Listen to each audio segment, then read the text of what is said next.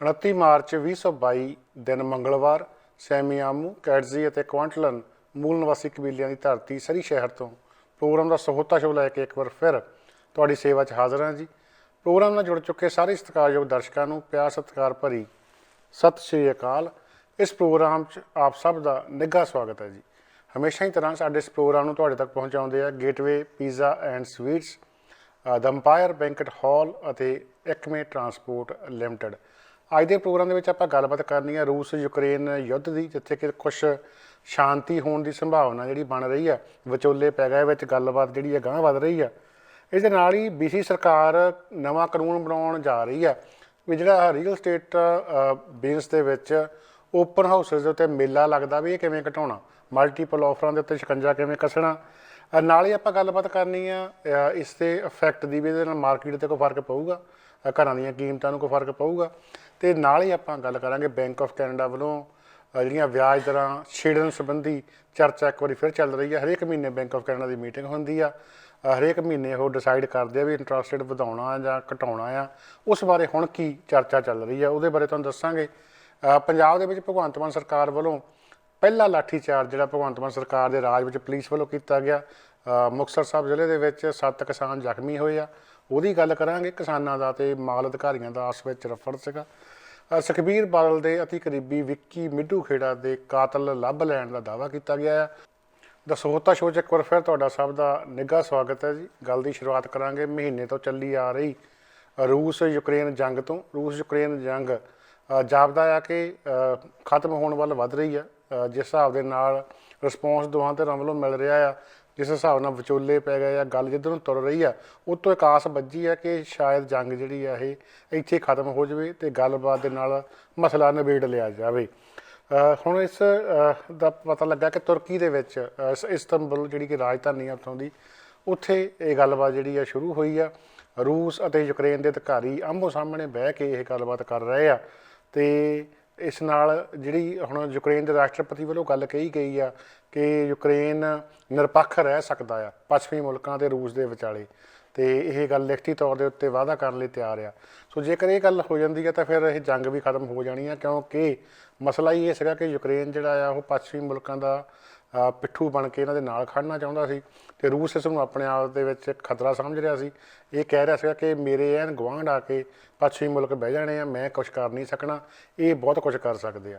ਸੋ ਇਸ ਗੱਲ ਨੂੰ ਲੈ ਕੇ ਹੀ ਗੱਲ ਵਧੀ ਸੀਗੀ। ਅਤੇ ਜੇਕਰ ਗੱਲ ਇੱਥੇ ਨਿਬੜਦੀ ਆ ਕਿ ਯੂਕਰੇਨ ਦੋਹਾਂ ਤਾਕਤਾਂ ਦੇ ਵਿਚਾਲੇ, ਰੂਸ ਅਤੇ ਪੱਛਮੀ ਮੁਲਕਾਂ ਦੇ ਵਿਚਾਲੇ, ਯੂਕਰੇਨ ਜਿਹੜਾ ਉਹ ਨਿਰਪੱਖ ਬਣ ਜਾਂਦਾ ਤਾਂ ਮਸਲਾ ਹੱਲ ਹੋ ਸਕਦਾ ਆ। ਸੋ ਯੂਕਰੇਨ ਦੇ ਰਾਸ਼ਟਰਪਤੀ ਨੇ ਪੇਸ਼ਕਸ਼ ਜਿਹੜੀ ਆ ਕੀਤੀ ਆ, ਅਤੇ ਦੂਜੇ ਪਾਸਿਓਂ ਰੂਸ ਵੱਲੋਂ ਵੀ ਹੰਗਾਰਾ ਲਗਭਗ ਇਹੋ ਜਿਹਾ ਆ ਰਿਹਾ। ਉਹ ਕਹਿੰਦੇ ਵੀ ਸਾਡਾ ਪਹਿਲਾ ਫੇਸ ਮਿਲਟਰੀ ਆਪਰੇਸ਼ਨ ਦਾ ਖਤਮ ਹੋ ਗਿਆ, ਅਤੇ ਹੁਣ ਅਸੀਂ ਜਿਹੜੇ ਯੂਕਰੇਨ ਦੇ ਵੱਡੇ ਸ਼ਹਿਰ ਆ ਕੀਵ, ਲੀਵ, ਚਰਨਜੀਵ ਵਗੈਰਾ, ਉੱਥੇ ਫੌਜ ਦੀ ਨਫਰੀ ਅਤੇ ਫੌਜ ਦੇ ਹਮਲੇ ਘਟਾ ਰਹੇ ਆ। ਉਹ ਕਹਿੰਦੇ ਵੀ ਹੁਣ ਅਸੀਂ ਜਿਹੜੇ ਇਹਨਾਂ ਨੂੰ ਫੌਜਾਂ ਨੂੰ ਕਹਿ ਦਿੱਤਾ ਆ ਕਿ ਜਿਹੜੇ ਵੱਡੇ ਸ਼ਹਿਰ ਆ ਉਹਨਾਂ ਦੇ ਉੱਤੇ ਬੰਬਾਰੀ ਜਿਹੜੀ ਆ ਘਟਾਈ ਜਾਵੇ ਜਾਂ ਰੋਕੀ ਜਾਵੇ। ਹੁਣ ਗੱਲਬਾਤ ਜਿਹੜੀ ਆ ਗੱਲਬਾਤ ਟੇਬਲ ਦੇ ਉੱਤੇ ਚੱਲਣੀ ਆ। ਤੁਰਕੀ ਸਮੇਤ ਹੋਰ ਕਈ ਮੁਲਕ ਜਿਹੜੇ ਆ ਵਿਚੋਲਗੀ ਕਰ ਰਹੇ ਆ। ਜ਼ੋਰ ਲੱਗਾ ਹੋਇਆ ਕਿ ਗੱਲ ਟੇਬਲ ਦੇ ਉੱਤੇ ਹੀ ਮੁੱਕ ਜਾਵੇ। ਸੋ ਬੜੀਆਂ ਆਸਾਂ ਆ ਇਸ ਗੱਲ ਦੇ ਉੱਤੇ, ਕਿਉਂਕਿ ਜੇ ਹੁਣ ਰੂਸ ਜਿਹੜਾ ਆ ਇਸ ਗੱਲ ਵਾਸਤੇ ਸਹਿਮਤ ਹੋ ਜਾਂਦਾ ਕਿ ਉਹ ਹੋਰ ਹਮਲੇ ਨਹੀਂ ਕਰੇਗਾ, ਅਤੇ ਉੱਧਰੋਂ ਯੂਕਰੇਨ ਇਸ ਗੱਲ ਦੇ ਉੱਤੇ ਸਹਿਮਤ ਹੋ ਜਾਂਦਾ ਕਿ ਉਹ ਦੋਵਾਂ ਵੱਡੀਆਂ ਤਾਕਤਾਂ ਦੇ ਵਿਚਾਲੇ ਨਿਰਪੱਖ ਰਹੂਗਾ, ਕਿਸੇ ਪਾਸੇ ਧਿਰ ਨਹੀਂ ਬਣੂਗਾ, ਤਾਂ ਮਸਲਾ ਹੱਲ ਹੋ ਜਾਣਾ ਆ। ਸੋ ਗੱਲ ਇਹ ਹੈ ਕਿ ਯੂਕਰੇਨ ਦੇ ਰਾਸ਼ਟਰਪਤੀ ਨੂੰ ਇੰਨਾ ਨੁਕਸਾਨ ਕਰਾ ਕੇ ਉਸ ਤੋਂ ਬਾਅਦ ਦੇ ਵਿੱਚ ਇਹ ਗੱਲ ਜਿਹੜੀ ਆ ਸਮਝ ਆਈ ਆ ਕਿ ਬੇਗਾਨੀ ਸ਼ਹਿਰ ਦੇ ਉੱਤੇ ਮੁੱਛਾਂ ਨਹੀਂ ਮਨਾਈ ਦੀਆਂ ਹੁੰਦੀਆਂ। ਆਪਣੇ ਸਿਰ ਖੁਦ ਜਿਹੜੀ ਲੜਾਈ ਜਿੰਨੀ ਕਿ ਲੜ ਹੋਵੇ ਉਨੀ ਕੁ ਹੀ ਜਿਹੜੀ ਆ ਉਹ ਥਾਪੀ ਮਾਰਨੀ ਚਾਹੀਦੀ ਆ। ਯੂਕਰੇਨ ਦੇ ਰਾਸ਼ਟਰਪਤੀ ਨੂੰ ਬਹੁਤ ਆਸਾਂ ਸੀਗੀਆਂ ਕਿ ਪੱਛਮ ਨੇ ਮੇਰੇ ਨਾਲ ਆ ਕੇ ਖੜ ਜਾਣਾ ਆ। ਖੜੇ ਆ ਕਿਸੇ ਹੱਦ ਤੱਕ। ਉਹਨਾਂ ਨੇ ਪਾਬੰਦੀਆਂ ਲਾਈਆਂ, ਰੂਸ ਦੀ ਆਰਥਿਕਤਾ ਤਬਾਹ ਕਰ ਦਿੱਤੀ, ਰੂਸ ਨੂੰ ਦੁਨੀਆ ਨਾਲੋਂ ਅੱਡ ਤੋੜ ਦਿੱਤਾ। ਪਰ ਜਿਹੜੀ ਯੂਕਰੇਨ ਦੇ ਰਾਸ਼ਟਰਪਤੀ ਨੂੰ ਇਹ ਆਸ ਸੀਗੀ ਵੀ ਖਰੇ ਇਹਨਾਂ ਨੇ ਮੇਰੇ ਨਾਲ ਆ ਕੇ ਖੜ ਜਾਣਾ, ਜਹਾਜ਼ ਉਡਾ ਦੇਣੇ ਆ, ਨੋ ਫਲਾਈ ਜ਼ੋਨ ਬਣਾ ਦੇਣਾ, ਰੂਸ 'ਤੇ ਹਮਲਾ ਕਰ ਦੇਣਾ, ਉਹ ਜਿਹੜੀਆਂ ਆਸਾਂ ਧਰਾਈਆਂ ਰਹਿ ਗਈਆਂ। ਸਿਰਫ ਗੱਲ ਇੱਥੇ ਤੱਕ ਰਹਿ ਗਈ ਵੀ ਤੈਨੂੰ ਹੌਸਲਾ ਦੇ ਸਕਦੇ ਹਾਂ, ਤੈਨੂੰ ਹਥਿਆਰ ਦੇ ਸਕਦੇ ਹਾਂ, ਤੇਰੇ ਸ਼ਰਨਾਰਥੀ ਜਿਹੜੇ ਆ ਉਹ ਸਾਂਭ ਸਕਦੇ ਹਾਂ, ਜਿਹੜਾ ਤੇਰਾ ਮੁਲਕ ਢਹਿ ਗਿਆ ਉਹਨੂੰ ਮੁੜ ਕੇ ਰੀਬਿਲਡ ਕਰਨ ਦੇ ਵਾਸਤੇ ਆਪਣੀਆਂ ਕੰਪਨੀਆਂ ਭੇਜ ਸਕਦੇ ਹਾਂ ਜਿਹੜੀਆਂ ਕਿ ਹੋਰ ਪੈਸਾ ਕਮਾਉਣਗੀਆਂ। ਸੋ ਹੁਣ ਇੱਥੇ ਆ ਕੇ ਜੇ ਗੱਲ ਨਿਬੜਦੀ ਆ ਵੀ ਰੂਸ ਫੌਜਾਂ ਪਿੱਛੇ ਕੱਢਣ ਲਈ ਸਹਿਮਤ ਹੋ ਜਾਂਦਾ, ਯੂਕਰੇਨ ਇਸ ਗੱਲ ਵਾਸਤੇ ਸਹਿਮਤ ਹੋ ਜਾਂਦਾ ਕਿ ਹਾਂ ਮੈਂ ਨਿਰਪੱਖ ਰਹੂੰਗਾ, ਕਿਸੇ ਪਾਸੇ ਵੀ ਧਿਰ ਨਹੀਂ ਬਣੂੰਗਾ, ਤਾਂ ਇਹ ਲੜਾਈ ਜਿਹੜੀ ਆ ਘਟ ਸਕਦੀ ਆ। ਅਤੇ ਦੋਵੇਂ ਤਾਕਤਾਂ ਇਹ ਗੱਲ ਕਹਿ ਰਹੀਆਂ ਆ ਕਿ ਅਸੀਂ ਬਹੁਤ ਸੀਰੀਅਸ ਹਾਂ ਤੇ ਰੂਸ ਅਤੇ ਯੂਕਰੇਨ ਆਪਸ ਵਿੱਚ ਬਹਿ ਕੇ ਟੇਬਲ ਦੇ ਉੱਤੇ ਇਹ ਗੱਲ ਨਜਿੱਠ ਸਕਦੇ ਆ, ਕਿਉਂਕਿ ਅਖੀਰ ਨੂੰ ਗੱਲ ਟੇਬਲ ਦੇ ਉੱਤੇ ਆ ਕੇ ਨਜਿੱਠ ਹੋਣੀ ਆ। ਨੈਗੋਸ਼ੀਏਸ਼ਨ ਜਿਹੜੀਆਂ ਆ, ਸਮਝੌਤੇ ਆ, ਉਹ ਦਸਤਖਤ ਹੋਣੇ, ਉਹਨਾਂ ਦੇ ਸਹੀ ਬੱਧ ਹੋਣੇ ਆ ਜੀ। ਗੱਲ ਕਰੀਏ BC ਦੀ, BC ਦੇ ਵਿੱਚ ਮਲਟੀਪਲ ਆਫਰ ਸਿਸਟਮ ਜਿਹੜਾ ਕਿ ਰੀਅਲ ਸਟੇਟ ਵਿੱਚ ਹੁਣ ਬਹੁਤ ਪੂਰੇ ਕੈਨੇਡਾ ਵਿੱਚ ਇਹ ਪ੍ਰਚਲਿਤ ਆ ਵੀ ਉਹ ਘਰ ਸੇਲ ਤੇ ਲੱਗਦਾ। ਮੰਨ ਲਓ ਘਰ ਹੈਗਾ 15 ਲੱਖ ਦਾ, ਰੀਅਲਟਰ ਜਾਣ ਕੇ ਉਹਨੂੰ 12 ਲੱਖ ਦਾ ਲਾਉਂਦੇ ਆ। ਹੁੰਦਾ ਕੀ ਆ, ਫਿਰ ਗਾਹਕ ਜਿਹੜੇ ਨੂੰ ਲੱਗਦਾ ਵੀ ਇਹਦਾ ਘਰ ਸਾਨੂੰ 12 ਲੱਖ ਦਾ ਮਿਲ ਜਾਣਾ, ਉਹ ਜ਼ਿਆਦਾ ਆਉਂਦੇ ਆ। ਫਿਰ ਉੱਥੇ ਕਿਹਾ ਜਾਂਦਾ ਵੀ ਆਹ 2 ਦਿਨ ਅਸੀਂ ਘਰ ਦਿਖਾਉਣਾ ਆ ਤੇ ਫਲਾਣੇ ਦਿਨ ਨੂੰ ਅਸੀਂ ਜੀ ਆਫਰਾਂ ਲੈਣੀਆਂ ਆ। ਉਦੋਂ ਫਿਰ ਬਹੁਤ ਸਾਰੇ ਜਿਹੜੇ ਲੋਕ ਆ ਆਫਰਾਂ ਭਰਦੇ ਆ ਤੇ ਫਿਰ ਉਹਨਾਂ ਦੇ ਵਿੱਚ ਕਈ ਵਾਰੀ ਬੋਲੀ ਵਾਂਗੂ ਜਿਹੜਾ ਮੁਕਾਬਲਾ ਕਰਵਾਇਆ ਜਾਂਦਾ ਵੀ ਫਲਾਣੇ ਦੀ ਆਫਰ ਜਿਹੜੀ ਹੈ ਜੀ ਵੱਧ ਆ ਗਈ ਆ। ਹਾਲਾਂਕਿ ਰੀਅਲ ਸਟੇਟ ਕਾਨੂੰਨਾਂ ਦੇ ਮੁਤਾਬਕ ਇਹ ਦੱਸਿਆ ਨਹੀਂ ਜਾ ਸਕਦਾ ਇੱਕ ਬਾਇਰ ਦੀ ਇਨਫੋਰਮੇਸ਼ਨ ਦੂਜੇ ਨੂੰ ਕਿ ਆਫਰ ਕਿੰਨੀ ਆਈ ਆ। ਪਰ ਕੁਝ ਅਨਪ੍ਰੋਫੈਸ਼ਨਲ ਲੋਕ ਜਿਹੜੇ ਆ ਜੇ ਕਰਦੇ ਆ, ਉਹਦੇ ਨਾਲ ਕੀ ਹੁੰਦਾ ਕਿ ਜਿਹੜਾ ਬੰਦਾ ਪਹਿਲੇ ਖੱਜਲ ਹੋ ਕੇ ਬੈਠਾ, ਉਹਨੂੰ ਮਹੀਨਾ, 1.5 ਮਹੀਨਾ, 2 ਮਹੀਨੇ ਹੋ ਗਏ ਘਰ ਲੱਭਦੇ ਨੂੰ, ਉਹ ਇੰਨਾ ਕੁ ਫਰਸਟ੍ਰੇਟ ਹੋ ਕੇ ਬੈਠਾ ਹੁੰਦਾ ਵੀ ਕੋਈ ਗੱਲ ਨਹੀਂ, ਮੇਰਾ 40-50 ਹਜ਼ਾਰ ਵੱਧ ਲੱਗ ਜੇ, ਅੱਜ ਮੈਂ ਘਰ ਲੈ ਕੇ ਮੁੜਨਾ। ਉਹ ਵੱਧ ਆਫਰ ਦੇ ਕੇ ਘਰ ਲੈ ਜਾਂਦਾ, ਕਈ ਵਾਰੀ ਉਹਨੇ ਦਾ ਹੁੰਦਾ ਵੀ ਨਹੀਂ ਹੈਗਾ। ਸੋ ਇਸ ਗੱਲ ਨੂੰ ਰੋਕਣ ਦੇ ਵਾਸਤੇ ਜਿਹੜਾ ਖਰੀਦਦਾਰਾਂ ਦੇ ਉੱਤੇ ਦਿਮਾਗ ਦੇ ਉੱਤੇ ਇੱਕ ਬੋਝ ਹੈਗਾ ਆ, ਉਹਨੂੰ ਲਾਉਣ ਦੇ ਵਾਸਤੇ ਸਰਕਾਰ ਇੱਕ ਨਵਾਂ BC ਦੇ ਵਿੱਚ ਕਾਨੂੰਨ ਲਿਆ ਰਹੀ ਆ, ਜਿਹਨੂੰ ਕਿਹਾ ਜਾ ਰਿਹਾ ਹੋਮ ਬਾਇਰ ਪ੍ਰੋਟੈਕਸ਼ਨ ਪੀਰੀਅਡ।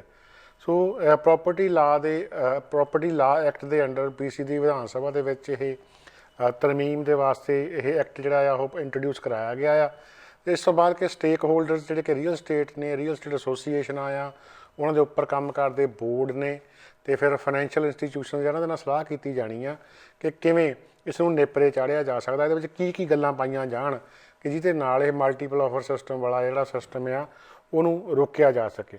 ਸੋ ਹੁੰਦਾ ਕੀ ਆ ਕਿ ਹਰੇਕ ਪ੍ਰੋਫੈਸ਼ਨ ਦੇ ਵਿੱਚ 2 ਤਰ੍ਹਾਂ ਦੇ ਲੋਕ ਹੁੰਦੇ ਆ, ਇੱਕ ਜਿਹੜੇ ਕਾਇਦੇ ਕਾਨੂੰਨ ਦੇ ਨਾਲ ਚੱਲਦੇ ਆ ਤੇ ਇੱਕ ਜਿਹੜੇ ਕਾਇਦੇ ਕਾਨੂੰਨ ਭੰਨ ਕੇ ਚੱਲਦੇ ਆ, ਚੋਰ ਮੋਰੀਆਂ ਲੱਭ ਲੈਂਦੇ ਆ। ਰੀਅਲ ਸਟੇਟ ਦੇ ਵਿੱਚ ਦੋਹਾਂ ਹੀ ਤਰ੍ਹਾਂ ਦੇ ਪ੍ਰੋਫੈਸ਼ਨਲਸ ਦੀ ਕਮੀ ਨਹੀਂ ਹੈਗੀ। ਕਾਇਦਾ ਕਾਨੂੰਨ ਮੰਨਣ ਵਾਲੇ ਵੀ ਬਹੁਤ ਆ ਤੇ ਕਾਇਦਾ ਕਾਨੂੰਨ ਭੰਨ ਕੇ ਚੋਰ ਮੋਰੀਆਂ ਲੱਭ ਕੇ ਫਾਇਦੇ ਨੁਕਸਾਨ ਕਰਨ ਵਾਲੇ ਵੀ ਬਹੁਤ ਆ। ਉਹ ਹੁਣ ਚੋਰ ਮੋਰੀਆਂ ਬੰਦ ਕਰਨ ਦੀ ਕੋਸ਼ਿਸ਼ ਜਿਹੜੀ ਆ ਸਰਕਾਰ ਕਰੂਗੀ। ਉਹਦੇ ਵਿੱਚ ਸਰਕਾਰ ਵੱਲੋਂ ਕਈ ਕੁਝ ਕੀਤਾ ਜਾਣਾ। ਇੱਕ ਤਾਂ ਇਹ ਕੀਤਾ ਜਾਣਾ ਕਿ 7 ਦਿਨ ਲਾਜ਼ਮੀ ਦਿੱਤੇ ਜਾਣ, 5 ਜਾਂ 7 ਦਿਨ।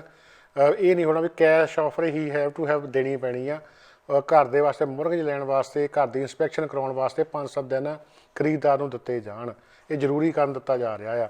ਪਰ ਹੁਣ ਗੱਲ ਇਹ ਹੈ ਕਿ ਜੇ ਖਰੀਦਦਾਰ ਇੰਨਾ ਤੱਤਾ ਆ ਵੀ ਉਹ ਕਹੀ ਜਾਂਦਾ ਵੀ ਨਹੀਂ, ਮੈਨੂੰ ਲੋੜ ਹੀ ਹੈ ਨਹੀਂ, ਕਿ ਮੇਰੀ ਸਾਰੀ ਤਿਆਰੀ ਹੋਈ ਆ, ਮੈਂ ਨਹੀਂ ਇੰਸਪੈਕਸ਼ਨ ਕਰਾਉਣੀ, ਮੈਂ ਮੁਰਗਜ ਲਈ ਹੋਈ ਆ, ਮੈਂ ਤਾਂ ਘਰ ਲੈਣਾ ਦਵਾ, ਉਹਨੂੰ ਕਿਵੇਂ ਸਰਕਾਰ ਰੋਕੂਗੀ? ਉਹਦੇ ਵਾਸਤੇ ਕੀ ਕਾਨੂੰਨ ਬਣਾਊਗੀ? ਇਹ ਇੱਕ ਵੱਡਾ ਸਵਾਲ ਹੈਗਾ ਆ।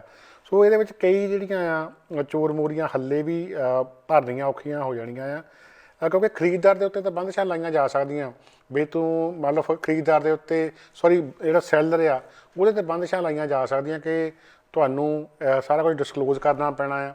ਮਸਲਨ ਜੇ ਤੁਹਾਡੇ ਘਰ 'ਤੇ 5 ਜਾਂ 8 ਆਫਰਾਂ ਆਉਂਦੀਆਂ ਤਾਂ ਜਿਹੜੇ 5 ਜਾਂ 8 ਆਫਰਾਂ ਦੇਣ ਵਾਲੇ ਖਰੀਦਦਾਰ ਆ ਉਹਨੂੰ ਸਾਰਿਆਂ ਨੂੰ ਦੱਸਣਾ ਪਊਗਾ ਵੀ ਇੰਨੇ ਦੀ ਆਫਰ ਜਿਹੜੀ ਆ ਫਲਾਣੇ ਬੰਦੇ ਵੱਲੋਂ ਆਈ ਆ। ਇਹ ਨਹੀਂ ਹੈਗਾ ਵੀ ਤੁਸੀਂ ਕੋਲੋਂ ਹੀ ਕਹੀ ਚੱਲੋ ਜੀ ਮੇਰੇ ਕੋਲ 10 ਆਫਰਾਂ ਆ, ਕਿਉਂਕਿ ਬਹੁਤ ਸਾਰੇ ਕੇਸਾਂ ਦੇ ਵਿੱਚ ਅਜਿਹਾ ਹੋਇਆ ਆ ਰੀਅਲਟਰਾਂ ਦੇ ਕੋਲ ਆਫਰ ਇੱਕ ਵਾਰੀ ਹੁੰਦੀ, ਵੈਸੇ ਕਹਿ ਦਿੰਦੇ ਆ ਵੀ ਸਾਡੇ ਕੋਲ 4-5 ਆਫਰਾਂ ਆ। ਉਹਨਾਂ ਨੂੰ ਸੁਣ ਕੇ ਇੱਕ ਤਾਂ ਸੱਚੀ ਭੇਜ ਦਿੰਦਾ ਆ ਤੇ ਉਹਦੀ ਸੱਚੀ ਭੇਜੀ ਹੁੰਦੀ ਆ, ਫਿਰ ਉਹਨੂੰ ਕਹਿ ਕੇ ਦਿਖਾ ਕੇ ਲਈ ਜਾਂਦੇ ਆ ਗਾਂ ਵੀ ਦੇਖੋ ਜੀ ਹੁਣ ਆ ਗਈ ਆ ਆਫਰ, ਹੋਰ ਦਿਓ, ਤੁਹਾਡੇ ਤੋਂ ਉੱਪਰ ਆ ਗਈ ਆ। ਸੋ ਇਹ ਆਪਣੀ ਵਿੱਚ ਕਈ ਵਾਰੀ ਡੀਲ ਕਰਦੇ, ਕੋਈ ਰਿਸ਼ਤੇਦਾਰ ਵਿੱਚ ਪਾ ਲੈਂਦੇ ਆ ਵੀ ਮੈਂ ਨਹੀਂ ਇਹ ਗੱਲ ਦੱਸ ਸਕਦਾ, ਮੇਰੇ ਉੱਤੇ ਕਾਨੂੰਨੀ ਬੰਦਸ਼ ਆ, ਤੂੰ ਦੱਸੀ ਚੱਲ ਵੀ ਇੰਨੇ ਦੀ ਆਫਰ ਆਈ ਹੋਈ ਆ। ਸੋ ਇਹੋ ਜਿਹਾ ਕਈ ਕੁਛ ਜਿਹੜਾ ਆ ਉਹ ਚੱਲਦਾ ਆ। ਇਹਨੂੰ ਰੋਕਣ ਵਾਸਤੇ ਕੋਸ਼ਿਸ਼ਾਂ ਕੀਤੀਆਂ ਜਾ ਰਹੀਆਂ, ਜਿਹਦੇ ਵਿੱਚ ਕੀ ਗੱਲ ਹੋ ਸਕਦੀ ਆ ਵੀ ਆਫਰਸ ਜਿਹੜੀਆਂ ਆ ਉਹ ਡਿਸਕਲੋਜ਼ ਕੀਤੀਆਂ ਜਾਣ ਵੀ ਜੇ 10 ਬੰਦਿਆਂ ਨੇ ਆਫਰਾਂ ਭਰੀਆਂ, 10 ਨੂੰ ਦੱਸੋ ਵੀ ਆਹ ABCD 10 ਜਾਣੇ ਹੈਗੇ ਆ, ਇੰਨਿਆਂ ਨੇ ਆਫਰਾਂ ਭੇਜੀਆਂ, ਇੰਨੇ ਦੀ ਆਫਰ ਆਈ ਆ, ਤੁਹਾਨੂੰ ਘੰਟਾ ਜਾਂ 2 ਘੰਟੇ ਹੋਰ ਦਿੱਤੇ, ਜੇਕਰ ਤੁਸੀਂ ਦੁਬਾਰਾ ਆਫਰ ਭਰਨੀ ਆ ਤਾਂ ਭਰ ਲਓ। ਉਦੋਂ ਬਾਅਦ ਫਿਰ ਗੱਲ ਜਿਹੜੀ ਆ ਦੇਖੀ ਜਾ ਸਕਦੀ ਆ। ਸੋ ਇਹ ਜਿਹੜੀ 7 ਦਿਨ ਦੇ ਵਾਲੀ ਆ ਗੱਲ, ਇਹ ਸ਼ਾਇਦ ਕੋਈ ਬਹੁਤਾ ਅਸਰ ਨਾ ਪਾ ਸਕੇ, ਕਿਉਂਕਿ ਤੁਸੀਂ ਧੱਕੇ ਨਾਲ ਕਿਵੇਂ ਖਰੀਦਦਾਰ ਨੂੰ ਕਹੋਗੇ ਵੀ ਤੁਹਾਨੂੰ 7 ਦਿਨ ਲੈਣੇ ਪੈਣੇ ਆ। ਤੇ ਜੇ ਖਰੀਦਦਾਰ ਤੱਤਾ ਕਹਿੰਦਾ ਵੀ ਮੇਰੀ ਸਾਰੀ ਤਿਆਰੀ ਪੂਰੀ ਹੋਈ ਆ, ਮੈਂ ਤਾਂ 7 ਦਿਨ ਲੈਣੇ ਨਹੀਂ ਹੈਗੇ। ਸੋ ਇੱਕ ਬੜਾ ਕਾਨੂੰਨੀ ਨੁਕਤਾ ਆ। ਦੇਖਦੇ ਹਾਂ ਕਿ ਇਹਨੂੰ ਆਉਣ ਵਾਲੇ ਸਮੇਂ ਦੇ ਵਿੱਚ BC ਸਰਕਾਰ ਕਿਵੇਂ ਨਜਿੱਠਦੀ ਆ। ਬਾਕੀ ਸ਼ਾਇਦ BC ਸਰਕਾਰ ਨੂੰ ਇਹ ਲੱਗਦਾ ਵੀ ਇਸ ਕਰਕੇ ਘਰਾਂ ਦੀਆਂ ਕੀਮਤਾਂ ਜਿਹੜੀਆਂ ਵੱਧਦੀਆਂ ਜਾ ਰਹੀਆਂ ਆ, ਇਹ ਇੱਕ ਨੁਕਤਾ ਆ। ਇਸ ਇੱਕ ਨੁਕਤੇ ਦੇ ਨਾਲ ਇਹ ਹੋ ਸਕਦਾ ਆ ਵੀ ਜਿਹੜੀਆਂ ਮਲਟੀਪਲ ਆਫਰਸ ਆ ਇਹਨਾਂ ਨੂੰ ਕੰਟਰੋਲ ਕੀਤਾ ਜਾ ਸਕੇ, ਜਾਂ ਉਹ ਰਿਐਲਟਰ ਜਿਹੜੇ ਆ ਉਹ ਕਾਬੂ ਕਰ ਲਏ ਜਾਣ ਜਿਹੜੇ ਕਿ ਝੂਠ ਬੋਲ ਕੇ ਮਲਟੀਪਲ ਆਫਰ ਸਿਨੈਰੀਓ ਬਣਾਉਂਦੇ ਆ। ਪਰ ਇਹਦੇ ਨਾਲ ਘਰਾਂ ਦੀਆਂ ਕੀਮਤਾਂ ਘਟ ਜਾਣਗੀਆਂ ਜਾਂ ਮਾਰਕੀਟ ਕੰਟਰੋਲ ਹੋ ਜਾਊਗੀ। ਇਹ ਗੱਲ ਜਿਹੜੀ ਆ ਕਹੀ ਨਹੀਂ ਜਾ ਸਕਦੀ। ਇਹਦੇ ਵਾਸਤੇ ਤੁਹਾਨੂੰ ਗਾਂਹ ਦੱਸਦੇ ਆ ਵੀ ਕਿਉਂ ਨਹੀਂ ਹੋ ਸਕਦੀ, ਵੀ ਕਿਉਂ ਫਰਕ ਪਊਗਾ ਕਿਉਂਕਿ ਨਹੀਂ ਪਊਗਾ। ਹੁਣ ਇਹ ਜਿਹੜੇ ਚੰਗੀ ਇੰਟੈਂਸ਼ਨ ਦੇ ਨਾਲ ਕਾਨੂੰਨ ਲਿਆਂਦਾ ਜਾ ਰਿਹਾ ਆ ਵੀ ਬਹੁਤ ਵਧੀਆ ਸਰਕਾਰ ਨੂੰ ਲੱਗਦਾ ਕਿ ਇਹਦੇ ਨਾਲ ਮਲਟੀਪਲ ਆਫਰ ਜਿਹੜੀਆਂ ਆ ਘਟ ਜਾਣਗੀਆਂ। ਹੋ ਸਕਦਾ ਵੀ ਇਹਦੇ ਨਾਲ ਜੇ ਸਾਰੇ ਚੋਰ ਮੋਰੀਆਂ ਬੰਦ ਕਰ ਦੇਣ ਘਟ ਸਕਦੀਆਂ ਆ, ਪਰ ਇਹ ਬੈਂਡਡ ਸੋਲਿਊਸ਼ਨ ਆ।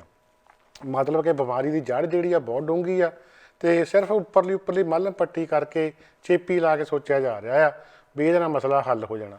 ਜਿਹੜੀ ਅਸਲ ਸਮੱਸਿਆ ਹੈਗੀ ਆ ਉਹ ਹੋਰ ਕਿਤੇ ਪਈ ਆ। ਇਹ ਅਸੀਂ ਕਈ ਵਾਰੀ ਪਹਿਲਾਂ ਵੀ ਦੱਸਿਆ ਕਿ ਹੁਣ ਸਰਕਾਰ ਨੇ BC ਵਿੱਚ ਫੋਰਨ ਬਾਹਰ ਟੈਕਸ ਲਾਇਆ।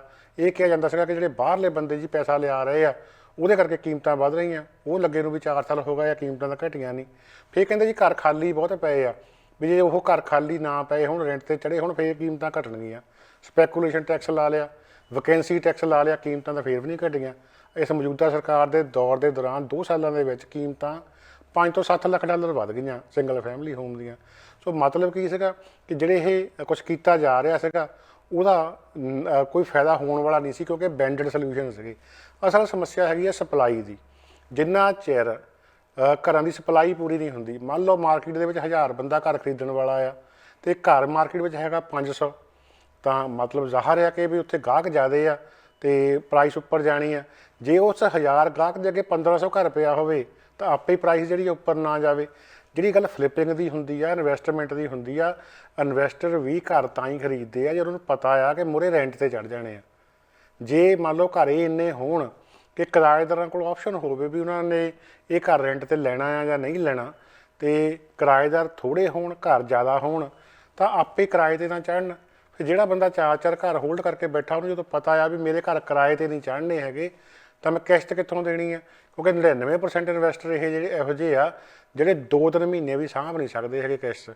ਉਹਨਾਂ ਨੇ ਜਿਹੜਾ ਘਰ ਜਾਂ ਬੁੱਕ ਕਰਾਇਆ ਹੁੰਦਾ ਕੋਂਡੋ ਟਾਊਨ ਹਾਊਸ, ਉਹ ਇਸ ਕਰਕੇ ਕਰਾਇਆ ਹੁੰਦਾ ਵੀ ਮੈਂ ਲੈ ਲੂੰਗਾ, ਔਖੇ ਸੌਖੇ ਪੈਸੇ ਫੜ ਕੇ ਵਿਆਜੂ ਜਿਹੜੇ ਪ੍ਰਾਈਵੇਟ ਲੈ ਕੇ ਲੈ ਲੂੰਗਾ, ਅਤੇ ਜੇ ਮੰਨ ਲਓ ਵੀ ਖੁਦਾ ਨਾ ਖਾਸਤਾ ਨਾ ਵਿਕਿਆ ਤਾਂ ਮੈਂ ਇਹਨੂੰ ਰੈਂਟ 'ਤੇ ਦੇ ਦੂੰਗਾ, ਮੇਰੀ ਕਿਸ਼ਤ ਚੱਲੀ ਜਾਣੀ ਆ। ਅਤੇ ਜੇ ਪਤਾ ਹੋਵੇ, ਡਰ ਹੋਵੇ ਕਿ ਕਿਰਾਏਦਾਰ ਨਹੀਂ ਮੈਨੂੰ ਮਿਲਣੇ, ਮਾਰਕੀਟ ਦੇ ਵਿੱਚ ਯੂਨਿਟ ਬਹੁਤ ਅਵੇਲੇਬਲ ਆ, ਤਾਂ ਉਹ ਆਪੇ ਹੀ ਜਿਹੜਾ ਜੀ ਉਹ ਚਾਹੁਣ ਦੀ ਥਾਂ 2 ਨੂੰ ਹੱਥ ਪਾਊਗਾ ਅਤੇ ਆਪੇ ਜਿਹੜੀ ਆ ਪ੍ਰਾਈਸ ਉੱਪਰੋਂ ਵਧਣੀ ਜਿਹੜੀ ਆ ਘਟ ਜਾਣੀ ਆ। ਸੋ ਉੱਧਰ ਸਰਕਾਰ ਜਿਹੜੀ ਆ ਤੁਰ ਨਹੀਂ ਰਹੀ ਹੈਗੀ ਬਿਲਕੁਲ ਵੀ।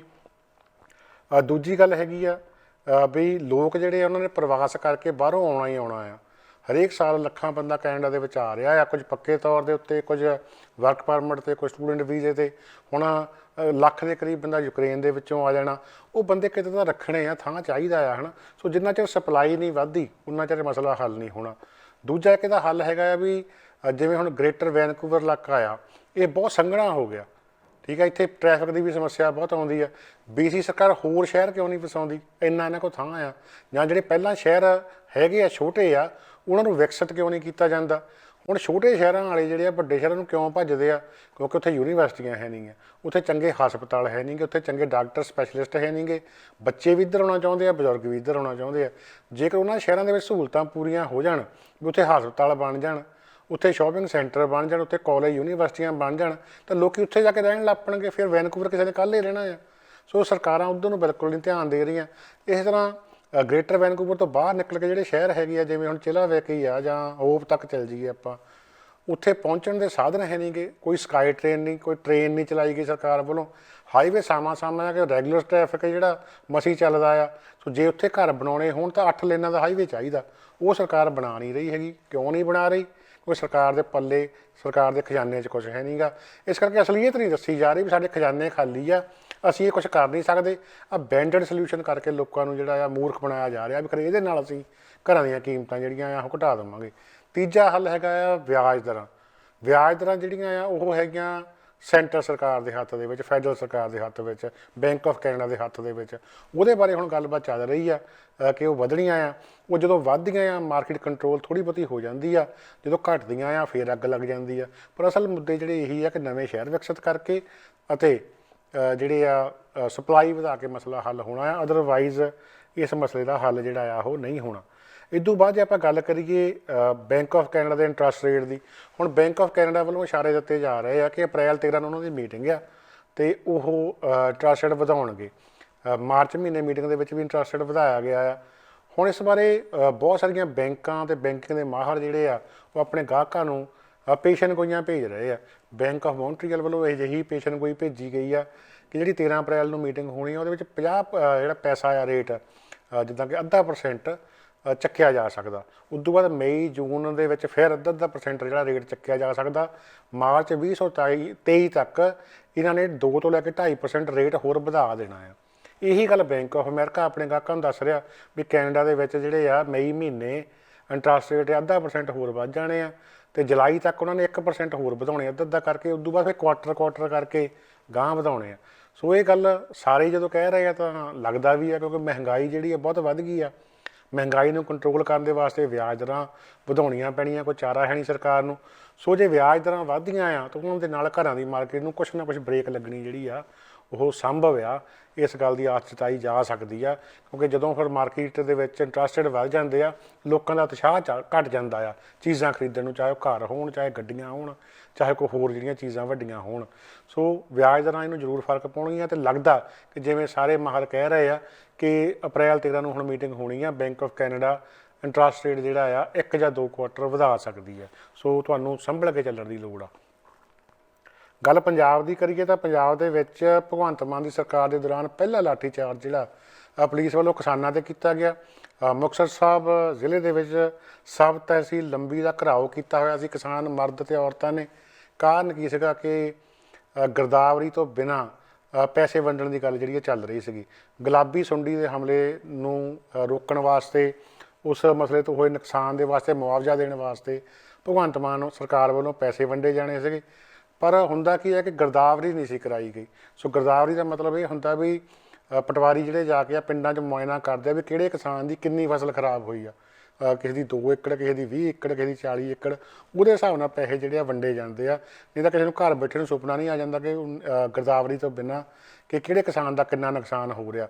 ਸੋ ਜਿਹੜੇ ਕਿਸਾਨ ਦੋਸ਼ ਲਾ ਰਹੇ ਆ ਉਹ ਕਹਿੰਦੇ ਵੀ ਗਿਰਦਾਵਰੀ ਤੋਂ ਬਿਨਾਂ ਹੀ ਮੁਆਵਜ਼ਾ ਵੰਡਿਆ ਜਾ ਰਿਹਾ ਸੀ ਵੀ ਇਹ ਕਿਵੇਂ ਹੋ ਸਕਦਾ। ਪਟਵਾਰੀਆਂ ਨੂੰ, ਕਾਨੂੰਗੋਆਂ ਨੂੰ, ਤਹਿਸੀਲਦਾਰਾਂ ਨੂੰ, ਕਚਹਿਰੀਆਂ 'ਚ ਬੈਠਿਆਂ ਨੂੰ ਪਤਾ ਲੱਗਾ ਵੀ ਕਿਹੜੇ ਕਿਸਾਨ ਦਾ ਕਿੰਨਾ ਨੁਕਸਾਨ ਹੋਇਆ। ਹੁੰਦਾ ਕੀ ਹੈ ਵੀ ਜਿਹੜੇ ਮੋਹਤਬਾਰ ਲੋਕ ਹੁੰਦੇ ਆ, ਰਸੂਖਦਾਰ ਲੋਕ ਹੁੰਦੇ ਆ, ਉਹ ਮੁਆਵਜ਼ਾ ਲੈ ਜਾਂਦੇ ਆ ਤੇ ਜਿਹਨਾਂ ਦਾ ਅਸਲੀ ਨੁਕਸਾਨ ਹੋਇਆ ਹੁੰਦਾ ਉਹਨਾਂ ਨੂੰ ਦਵਾਨੀ ਮਿਲਦੀ ਨਹੀਂ। ਇਸ ਕਰਕੇ ਉਹਨਾਂ ਨੇ ਸਬ ਤਹਿਸੀਲ ਦਾ ਘਿਰਾਓ ਕੀਤਾ ਹੋਇਆ ਸੀਗਾ। ਪਟਵਾਰੀ, ਕਾਨੂੰਗੋ ਵਗੈਰਾ ਜਿਹੜੇ ਆ, ਤਹਿਸੀਲਦਾਰ ਆ, ਉਹ ਘੇਰੇ ਹੋਏ ਸੀਗੇ, ਨਾਇਬ ਤਹਿਸੀਲਦਾਰ ਘੇਰੇ ਹੋਏ ਸੀਗੇ। ਉਹਨਾਂ ਨੂੰ ਛਡਵਾਉਣ ਦੇ ਵਾਸਤੇ ਆਈ ਜਿਹੜੀ ਪੁਲਿਸ ਸੀਗੀ ਉਹਨਾਂ ਨੇ ਆ ਕੇ ਮੁੜ ਕੇ ਛੱਲੀਆਂ ਵਾਂਗੂ ਕਿਸਾਨ ਕੁੱਟੇ ਆ। ਵਿੱਚੇ ਜਿਹੜੀਆਂ ਕਿਸਾਨਾਂ ਦੇ ਨਾਲ ਆਈਆਂ ਔਰਤਾਂ ਸੀਗੀਆਂ ਉਹਨਾਂ ਨੂੰ ਵਾਲਾਂ ਤੋਂ ਫੜ ਕੇ ਕੁੱਟਿਆ ਜੀ। ਸੋ ਉਸ ਮੌਕੇ ਦੀਆਂ ਕਈ ਵੀਡੀਓਜ਼ ਵੀ ਜਿਹੜੀਆਂ ਮੌਜੂਦ ਆ। ਤੇ ਇਸ ਹਮਲੇ ਦੇ ਵਿੱਚ, ਇਸ ਲਾਠੀਚਾਰਜ ਦੇ ਵਿੱਚ 7 ਦੇ ਕਰੀਬ ਕਿਸਾਨ ਆਗੂ ਜਿਹੜੇ ਜ਼ਖਮੀ ਹੋਏ ਆ। ਪੰਜਾਬ ਦੀਆਂ ਕਿਸਾਨ ਯੂਨੀਅਨਾਂ ਨੇ ਕਿਹਾ ਕਿ ਭਗਵੰਤ ਮਾਨ ਦੀ ਸਰਕਾਰ ਵੀ ਰਵਾਇਤੀ ਸਰਕਾਰਾਂ ਵਾਂਗ ਹੀ ਪ੍ਰਤੀਤ ਹੋ ਰਹੀ ਆ। ਜਿਵੇਂ ਅਕਾਲੀ ਅਤੇ ਕਾਂਗਰਸੀ ਸਰਕਾਰਾਂ ਦੇ ਦਰਮਿਆਨ ਕੁੱਟਿਆ ਜਾਂਦਾ ਰਿਹਾ ਕਿਸਾਨਾਂ ਨੂੰ, ਉਹੀ ਹਾਲ ਜਿਹੜਾ ਭਗਵੰਤ ਮਾਨ ਸਰਕਾਰ ਕਰ ਰਹੀ ਆ। ਇਹ ਵੀ ਸਿਆਸੀ ਲੱਠ ਮਾਰਾਂ ਦੇ ਰਾਹ ਦੇ ਉੱਤੇ ਤੁਰ ਪਈ ਆ। ਉਹ ਕਹਿੰਦੇ ਵੀ ਜਦੋਂ ਗਿਰਦਾਵਰੀ ਨਹੀਂ ਹੋਈ ਤਾਂ ਤੁਸੀਂ ਮੁਆਵਜ਼ਾ ਕਿਵੇਂ ਵੰਡ ਸਕਦੇ ਆ ਜੋ ਤੁਹਾਨੂੰ ਪਤਾ ਹੀ ਨਹੀਂ ਹੈਗਾ ਵੀ ਨੁਕਸਾਨ ਕਿਹਦਾ ਕਿੰਨਾ ਹੋਇਆ। ਵੀ ਇੱਕ ਤਾਂ ਪਹਿਲਾਂ ਲੋਕਾਂ ਨੂੰ ਉੱਲੂ ਬਣਾਇਆ ਗਿਆ। ਜੋ ਲੋਕ ਕਹਿੰਦੇ ਆ ਵੀ ਸਾਨੂੰ ਉੱਲੂ ਬਣਾਉਣਾ ਬੰਦ ਕਰੋ ਤਾਂ ਸਾਡੇ ਡਾਂਗ ਭਰਾਈ ਗਈ ਆ। ਇਹ ਬੜੀ ਮਾੜੀ ਗੱਲ ਹੋਈ ਆ। ਦੂਜੇ ਪਾਸੇ ਜਿਹੜੇ ਮਾਲ ਅਧਿਕਾਰੀ ਆ, ਨਾਇਬ ਤਹਿਸੀਲਦਾਰ ਹੋ ਗਏ, ਕਾਨੂੰਗੋ, ਪਟਵਾਰੀ ਹੋ ਗਏ, ਉਹ ਕਹਿੰਦੇ ਸਾਡੇ ਨਾਲ ਧੱਕਾ ਕੀਤਾ ਕਿਸਾਨਾਂ ਨੇ, ਉਹ ਵੀ ਹੜਤਾਲ 'ਤੇ ਚਲ ਗਏ ਆ। ਉਹ ਕਹਿੰਦੇ ਜਿੰਨਾ ਚਿਰ ਦੋਸ਼ੀ ਕਿਸਾਨਾਂ ਦੀ ਗ੍ਰਿਫਤਾਰੀ ਨਹੀਂ ਹੁੰਦੀ ਉਹਨਾਂ ਚਿਰ ਅਸੀਂ ਆਪਣਾ ਜਿਹੜਾ ਜੀ ਉਹ ਹੜਤਾਲ ਆ ਜਾਰੀ ਰੱਖਾਂਗੇ, ਅਸੀਂ ਕੰਮ ਨਹੀਂ ਕਰਨਾ ਕਚਹਿਰੀਆਂ ਦੇ ਵਿੱਚ। ਤੇ ਇਸ ਦੌਰਾਨ ਜਿਹੜੇ ਇਸ ਹਲਕੇ ਦੇ MLA ਨੇ ਨਵੇਂ ਬਣੇ ਸਰਦਾਰ ਗੁਰਮੀਤ ਸਿੰਘ ਖੁੱਡੀਆਂ, ਉਹ ਕਹਿੰਦੇ ਵੀ ਬੜਾ ਮੰਦਭਾਗਾ ਹੋਇਆ ਆ ਵੀ ਪੁਲਿਸ ਨੂੰ ਅਜਿਹਾ ਨਹੀਂ ਕਰਨਾ ਚਾਹੀਦਾ ਸੀ, ਲਾਠੀਚਾਰਜ ਨਹੀਂ ਸੀ ਕਰਨਾ ਚਾਹੀਦਾ। ਵੀ ਵਿੱਚ ਪੈ ਕੇ ਸਿਆਣੇ ਬੰਦੇ ਗੱਲ ਨਿਬੇੜ ਸਕਦੇ ਸੀਗੇ, ਰਲ ਮਿਲ ਕੇ ਬਹਿ ਕੇ ਗੱਲ ਹੋ ਸਕਦੀ ਸੀ। ਤੇ ਵੀ ਜਿਹੜਾ ਲਾਠੀਚਾਰਜ ਕੀਤਾ ਆ ਇਹਦੀ ਮੈਂ ਕਹਿੰਦੇ ਨਿਖੇਧੀ ਕਰਦਾ ਆ। ਇਹ ਅਜਿਹਾ ਨਹੀਂ ਹੋਣਾ ਚਾਹੀਦਾ ਸੀਗਾ। ਇਸ ਹਲਕੇ ਦਾ ਸੇਵਾਦਾਰ ਹੋਣ ਕਾਰਨ ਕਹਿੰਦੇ ਮੈਨੂੰ ਬੜੀ ਨਮੋਸ਼ੀ ਹੋਈ ਆ। ਅਖੀਰ ਦੇ ਵਿੱਚ ਆਪਾਂ ਗੱਲਬਾਤ ਕਰਾਂਗੇ ਵਿੱਕੀ ਮਿੱਢੂ ਖੇੜਾ ਦੀ। ਸੁਖਬੀਰ ਬਾਦਲ ਦਾ ਬਹੁਤ ਹੀ ਕਰੀਬੀ ਵਿਅਕਤੀ, ਵੈਸੇ ਤਾਂ ਸਾਰਾ ਮਿੱਢੂ ਖੇੜਾ ਹੀ ਬਾਦਲਾਂ ਦਾ ਕਰੀਬੀ ਆ। ਬਹੁਤ ਨੌਕਰੀਆਂ ਵੰਡੀਆਂ ਇਸ ਪਿੰਡ ਦੇ ਵਿੱਚ ਬਾਦਲਾਂ ਨੇ, ਬੜੇ ਕਰੀਬੀ ਬੰਦੇ ਜਿਹੜੇ ਆ ਉਹ ਤਾਂ ਉੱਪਰ ਤੱਕ ਲਏ ਆ। ਵਿੱਕੀ ਮਿੱਢੂ ਖੇੜਾ ਵੀ ਅਜਿਹਾ ਹੀ ਨੌਜਵਾਨ ਸੀ ਜਿਹੜਾ ਕਿ ਚੰਡੀਗੜ੍ਹ ਦੇ ਵਿੱਚ ਸਟੂਡੈਂਟ ਯੂਨੀਅਨ ਤੋਂ ਸ਼ੁਰੂ ਹੋਇਆ, ਉਸ ਤੋਂ ਬਾਅਦ ਯੂਨੀਅਨ ਆਗੂ ਬਣਿਆ, ਅਕਾਲੀ ਦਲ ਦੇ ਵਿੱਚ ਯੂਥ ਜਥੇਬੰਦੀ ਦੇ ਵਿੱਚ ਕੰਮ ਕੀਤੇ, IT ਸੈੱਲ ਦੇ ਵਿੱਚ ਤੇ ਹੋਰ ਯੂਥ ਆਰਗੇਨਾਈਜੇਸ਼ਨ ਦੇ ਵਿੱਚ ਕੰਮ ਕੀਤਾ। ਖਾਸ ਸੁਖਬੀਰ ਬਾਦਲ ਹੋਣਾ ਦਾ ਉਹਨੂੰ ਕੁਝ ਮਹੀਨੇ ਪਹਿਲਾਂ ਅਣਪਛਾਤੇ ਵਿਅਕਤੀਆਂ ਵੱਲੋਂ ਕਤਲ ਕਰ ਦਿੱਤਾ ਗਿਆ ਸੀਗਾ। ਤੇ ਸਿੱਟਮ ਜ਼ਰੀਫੀ ਇਹ ਸੀਗੀ ਕਿ ਬੰਦੇ ਦੇ ਕਾਤਲ ਜਿਹੜੇ ਅਜੇ ਤੱਕ ਲੱਭੇ ਨਹੀਂ ਜਾ ਸਕੇ। ਹੁਣ ਪੁਲਿਸ ਨੇ ਦਾਅਵਾ ਕੀਤਾ ਕਿ ਦਿੱਲੀ ਦੀ ਸਪੈਸ਼ਲ ਟਾਸਕ ਫੋਰਸ ਦੇ ਨਾਲ ਸਾਂਝੇ ਸਹਿਯੋਗ ਦੇ ਵਿੱਚ ਇੱਕ ਸਾਂਝੇ ਆਪਰੇਸ਼ਨ ਦੇ ਵਿੱਚ 12 ਜਾਣੇ ਜਿਹੜੇ ਗ੍ਰਿਫਤਾਰ ਕੀਤੇ ਗਏ ਆ, ਜਿਨ੍ਹਾਂ ਦੇ ਵਿੱਚ 3 ਉਹ ਸ਼ਾਰਪ ਸ਼ੂਟਰ ਵੀ ਫੜੇ ਗਏ ਆ, ਜਿਨ੍ਹਾਂ ਦੇ ਉੱਤੇ ਦੋਸ਼ ਆ ਕਿ ਉਹਨਾਂ ਨੇ ਵਿੱਕੀ ਮਿੱਡੂ ਖੇੜਾ ਦਾ ਕਤਲ ਕੀਤਾ, ਤੇ 9 ਹੋਰ ਗੈਂਗਸਟਰ ਜਿਹੜੇ ਕਿ ਇਸ ਪੂਰੇ ਮਾਮਲੇ ਵਿੱਚ ਸ਼ਾਮਲ ਸੀ ਉਹਨਾਂ ਨੂੰ ਗ੍ਰਿਫਤਾਰ ਕੀਤਾ ਗਿਆ। ਇਹਨਾਂ ਨੂੰ ਪ੍ਰੋਡਕਸ਼ਨ ਵਾਰੰਟ ਦੇ ਉੱਤੇ ਹੁਣ ਪੰਜਾਬ ਲਿਆਂਦਾ ਜਾਣਾ। ਇਹਨਾਂ ਵਿੱਚੋਂ ਕਈਆਂ ਦੇ ਉੱਤੇ ਪੁਲਿਸ ਨੇ ਨਾਮ ਵੀ ਰੱਖਿਆ ਹੋਇਆ ਸੀਗਾ। 3 ਸ਼ਾਰਪ ਸ਼ੂਟਰ ਨੇ ਜੀ, ਭੋਲੂ, ਲੱਠ ਅਤੇ ਸਨੀ। ਇਹਨਾਂ ਦੇ ਪੁਲਿਸ ਰਿਮਾਂਡ ਹੁਣ ਲਿਆ ਜਾਣਾ ਆ। ਪੁਲਿਸ ਪੁੱਛਗਿੱਛ ਕਰੂਗੀ ਤਾਂ ਕਿ ਪਤਾ ਲੱਗ ਸਕੇ ਕਿ ਵਿੱਕੀ ਮਿੱਡੂ ਖੇੜਾ ਦੇ ਕਤਲ ਪਿੱਛੇ ਵਜ੍ਹਾ ਕੀ ਸੀਗੀ, ਮਕਸਦ ਕੀ ਸੀਗਾ, ਵੀ ਕਿਹਨੇ ਮਰਵਾਇਆ ਉਹਨੂੰ, ਤੇ ਮੋਟਿਵ ਕੀ ਸੀਗਾ। ਹੁਣ ਇਹ ਗੱਲ ਦੀ ਜਿਹੜੀ ਜਾਂਚ ਹੋਣੀ ਆ। ਕੁਝ ਹਫ਼ਤੇ ਪਹਿਲਾਂ ਹੀ ਸੰਦੀਪ ਨੰਗਲ ਅੰਬੀਆਂ ਕਬੱਡੀ ਖਿਡਾਰੀ ਦਾ ਅਜਿਹਾ ਕਤਲ ਹੋ ਕੇ ਹਟਿਆ। ਉਹਦੇ ਵਿੱਚ ਵੀ ਗੈਂਗਸਟਰਾਂ ਦਾ ਨਾਂ ਆਇਆ, ਕੁਝ ਕੈਨੇਡਾ ਅਤੇ ਮਲੇਸ਼ੀਆ ਬੈਠੇ ਇੱਕ ਸ਼ਖਸ ਦਾ ਨਾਂ ਆਇਆ। ਉਹ ਵੀ ਮਸਲਾ ਹੁਣ ਠੱਪ ਹੋ ਕੇ ਬਹਿ ਗਿਆ, ਕੋਈ ਉਹਦੀ ਗੱਲ ਨਹੀਂ ਕਰਦਾ। ਤੇ ਜਿਵੇਂ ਕਿ ਸਾਰਾ ਮਸਲਾ ਸੋਲਵ ਹੋ ਗਿਆ ਹੋਵੇ। ਹੱਲੇ ਵੀ ਜਦ ਕਿ ਅਸਲ ਕਾਤਲ ਆ ਉਹ ਲੁਕੇ ਫਿਰਦੇ ਆ, ਪੁਲਿਸ ਦੀ ਗ੍ਰਿਫਤ ਤੋਂ ਬਾਹਰ ਆ। ਪਰ ਗੱਲ ਉਹੀ ਆ ਕਿ ਲੋਕਾਂ ਨੂੰ ਮਸਲਾ ਚਾਹੀਦਾ ਹੁੰਦਾ 1-2 ਦਿਨ ਚੱਕਣ ਵਾਸਤੇ। 1-2 ਦਿਨ ਬਹੁਤ ਗਰਮ ਹੁੰਦੇ ਆ, ਉਸ ਤੋਂ ਬਾਅਦ ਵਿੱਚ ਕਬੱਡੀ ਪ੍ਰੇਮੀ, ਵਿੱਚ ਆਮ ਲੋਕ ਸਾਰੇ ਚੁੱਪ ਕਰ ਜਾਂਦੇ ਆ, ਕਿਉਂਕਿ ਮਸਲਾ ਕੋਈ ਹੋਰ ਗਾਹਾਂ ਨਵਾਂ ਮਿਲ ਜਾਂਦਾ ਆ। ਇਹ ਬੜੀ ਮੰਦਭਾਗੀ ਗੱਲ ਆ। ਇਸ ਕਰਕੇ ਬਹੁਤਿਆਂ ਕਰਕੇ ਇਨਸਾਫ ਜਿਹੜਾ ਆ ਉਹ ਨਹੀਂ ਮਿਲਦਾ ਜੀ। ਇੱਥੇ ਹੀ ਅੱਜ ਦਾ ਪ੍ਰੋਗਰਾਮ ਖਤਮ ਕਰਨ ਦੀ ਆਗਿਆ ਬਖਸ਼ੋ। ਕੱਲ੍ਹ ਨੂੰ ਹੋਰ ਗੱਲਬਾਤ, ਹੋਰ ਜਾਣਕਾਰੀ ਲੈ ਕੇ ਫਿਰ ਤੁਹਾਡੀ ਸੇਵਾ 'ਚ ਹਾਜ਼ਰ ਹੋਵਾਂਗੇ ਜੀ। ਤਦ ਤੱਕ ਲਈ ਆਪ ਸਭ ਨੂੰ ਪਿਆਰ ਸਤਿਕਾਰ ਭਰੀ ਸਤਿ ਸ਼੍ਰੀ ਅਕਾਲ। ਸਾਡਾ ਹਰ ਇੱਕ ਪ੍ਰੋਗਰਾਮ ਦੇਖਣ ਤੇ ਸਾਡੇ ਨਾਲ ਜੁੜਨ ਲਈ ਸਬਸਕ੍ਰਾਈਬ ਕਰੋ ਚੈਨਲ ਪੰਜਾਬੀ ਤੇ ਨੋਟੀਫਿਕੇਸ਼ਨ ਲਈ ਬੈਲ ਆਈਕਨ ਵਾਲੇ ਬਟਨ ਤੇ ਕਲਿੱਕ ਕਰੋ।